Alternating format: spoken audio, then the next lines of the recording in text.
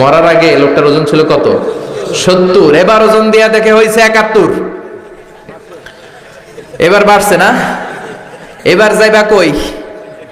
এবার যাবা কই? আগেরটা 2 কেজি কমলো, আসার একটা জায়গা ছিল, এবার বেড়ে গেছে 1 কেজি। আল্লাহ কয় কিয়ামত পর্যন্ত তুই ঢুকাবি আর বাইর করবি, কিন্তু রুহু খুঁজে পাবি না। ঠিক কি না?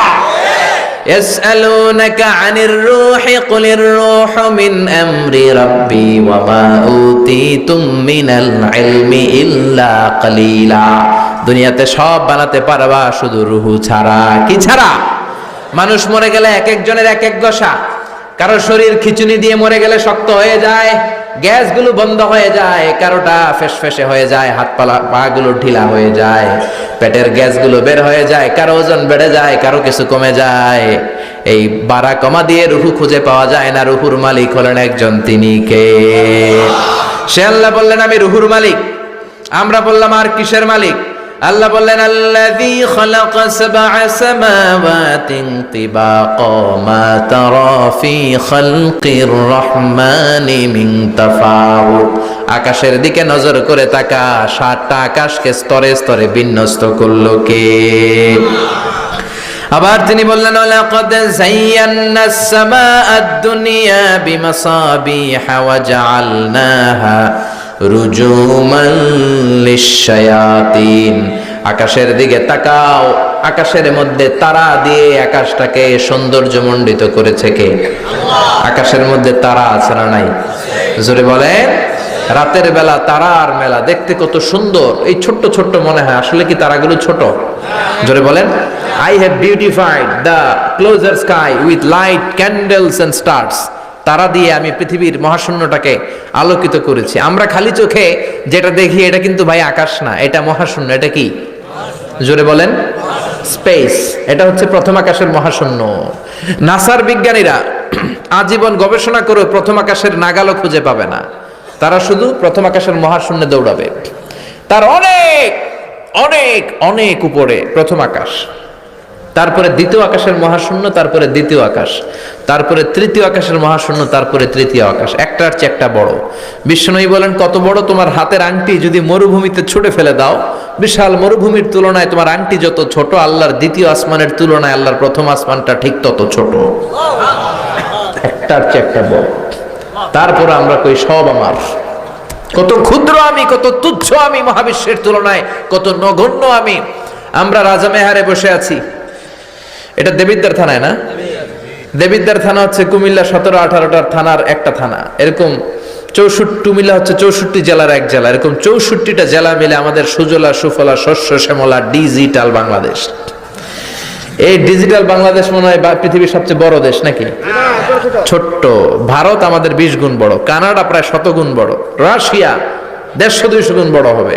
এরকম 200টা দেশ মিলে পৃথিবীর স্থল 30 ভাগ স্থল, আর 70 ভাগ শুধু হানি আর হানি, শুধু পানি। এই পানি আর স্থল মিলে আমাদের এই পৃথিবীটা সৌরজগতের ছোট্ট সাইজের একটা গ্রহ। যারা সৌরজগৎ নিয়ে কিছু পড়াশোনা করেছেন, কত বড় বড় গ্রহ আছে। বৃহস্পতি নামে একটা গ্রহ আছে, পৃথিবীর চেয়ে অনেক গুণ বড়। এই যে সূর্যের কথাই ধরা যাক, যে সূর্যের আলো পেয়ে আল্লাহ আমাদেরকে আলো দিয়ে বাঁচিয়ে রেখেছেন, এই সূর্যটা পৃথিবীর চেয়ে 13 লক্ষ গুণ বড়। কেন? ইমাজিন। আমরা শুধু সুবহানাল্লাহ কইতে পারি, আসলে কি আমরা কল্পনা করতে পারি? আমাদের কল্পনার রেঞ্জের মধ্যে তো এটা আনাই যায় না। 13 লক্ষটা পৃথিবী সূর্যের মধ্যে রাখার জায়গা করে দিয়েছে কে? তার মানে সূর্যই কি বড় তারা? না, এর চেয়ে বড় তারা আছে। ব্যাটেলজিউস নামে একটা তারা আছে, যে সূর্য পৃথিবীর চেয়ে 13 লক্ষ গুণ বড়। ওই ব্যাটেলজিউস তারা আবার সূর্যের চেয়ে 33 কোটি গুণ বড়। তার মানে ব্যাটেলজিউসই কি মহাবিশ্বের সবচেয়ে বড় তারা? না, আরো কত বড় তারা আছে। এরকম কয়েক বিলিয়ন তারা আছে আমাদের গ্যালাক্সিতে, মানে আমাদের মিল্কি ওয়েতে। এরকম কত বিলিয়ন, ট্রিলিয়ন, জিলিয়ন, ফিলিয়ন, অক্ট্রিলিয়ন গ্যালাক্সি আল্লাহ মহাশূন্যে ভাসিয়ে রেখেছে, পৃথিবীর কেউ জানে না। সুবহানাল্লাহ। চলেন আমরা একটা কাজ করি। পৃথিবীর সূর্যের পরে পৃথিবীর সবচেয়ে কাছের যে তারা প্রক্সিমা সেন্ট্রাই, ওই তারাতে শীতকালের পিকনিক করে আসি। যাবেন? কে কে যাবেন দেখি? হাত তোলেন। 1, 2, 3, 4, 5, 6, 7। অনেক সাহস আছে এলাকার লোকদের, অনেক হাত তুলছে। নামান, আর নেওয়া যাবে না। তো কি দিয়ে যাবেন? রকেট দিয়ে যাইতে হবে, ঠিক কিনা? আমি ধারণা দেওয়ার জন্য বলছি, পৃথিবী থেকে সবচেয়ে দূরের যেই তারা ওই হিসাব তো আমি দিতে পারবো না, ওইটা হিসাব ঢুকবেও না। পৃথিবীর সবচেয়ে কাছের যেই তারাটা প্রক্সিমা সেন্টারাই 2.3 লাইট ইয়ার, আলোকবর্ষ দূরে। পৃথিবী থেকে সবচেয়ে কাছের তারাটায় যদি আমরা শীতকালীন সফরে যাই, পিকনিকে যেয়ে নামি, আমাদের কত সময় লাগবে দেখেন। পৃথিবীতে সবচেয়ে দ্রুতগামী বিমানের নাম হচ্ছে বোম সুপারসনিক। কি নাম? এটা হচ্ছে সবচেয়ে দ্রুতগামী যাত্রীবাহী বিমান, বোম সুপারসনিক। আবার বোম বোম আফ্রিদি গোয়েন না, বোম সুপারসনিক। ঘন্টায় 1300 কিলোমিটার বেগে চলে। আগে ছিল কনকর্ড, 1000 কিলোমিটার বেগে চলতো।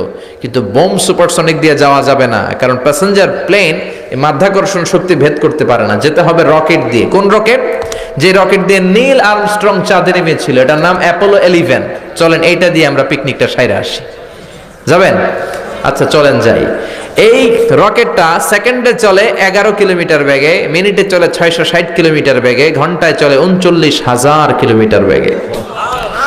বাংলাদেশ থেকে আমেরিকা কত কিলো হতে পারে? 8-10,000 কিলো। তার মানে এই রকেটটা দিয়ে ঘন্টায় 4 বার আমেরিকা যাওয়া আসা যাবে। সুবহানাল্লাহ বাড়িতে যে চিল্লায় পড়েন আল্লাহু আকবার। তো আমরা যারা হাত তুললাম, আমরা এখন পিকনিকে যাব। পৃথিবীর সবচেয়ে কাছের যেই তারা প্রক্সিমা সেন্ট্রাই, এটাতে অ্যাপোলো 11 নামক রকেটটা দিয়ে, যেই রকেটটা আমাদেরকে 1 ঘন্টায় 39,000 কিলোমিটার দূর নিয়ে যাবে। কত দূর? 39,000 কিলোমিটার নিয়ে যাবে 1 ঘন্টায়। কিন্তু যেতে কত সময় লাগবে? এই রকেটটা দিয়ে আমাদের পৃথিবীর সবচেয়ে কাছের তারায় পৌঁছতে 1,15,000 বছর লেগে যাবে। ঘন্টায় 39,000 কিলোমিটার বেগে ছোটার পরেও 1,15,000 বছর লাগবে। আল্লাহ যদি বলে, যা আজহারি, তুই যখন শক করছিস একটা, তোরে আর যারা হাত তুলছে তোদের সবাই 1,15,000 বছর হায়াত দিয়ে দিলাম। তো যদি দিয়ে দেয়, তাহলে আপনারা মরে ভূত হয়ে যাবেন। আমরা যাইতেই থাকবো, যাইতেই থাকবো। আমাদের নাতি পুতি সতি লতি ক্ষতি সব মরতে মরতে মরতে মরতে মরতে মরতে মরতে মরতে মরতে মরতে মরতে মরতে মরতে মরতে মরতে মরতে মরতে মরতে 6,000 জেনারেশন মরে যাবে। আমাদের 6,000 প্রজন্ম যখন মরে ভূত, তখন আমাদের নামার সময় হবে। সুবহানাল্লাহ কইতে পারলেন না? গ্রিক সভ্যতার টাইমে যদি কেউ এই সফরটা শুরু করত, আজকে 2018 সালে পুরো সফরের 100% এর মাত্র 4% কমপ্লিট হতো, আর 96% সফর তাদের বাকি থেকে যেত। যদি গ্রিকদের টাইমে কেউ সফরটা শুরু করত। সুবহানাল্লাহ মুখ দিয়ে বের হয় না। এজন্য আল্লাহ বললেন, ওয়ালাকাদ যায়্যানাস সামাআদ দুনিয়া বিমাসাবিহা ওয়া জাআলনাহা রুজুমান লিশ-শায়াতিন।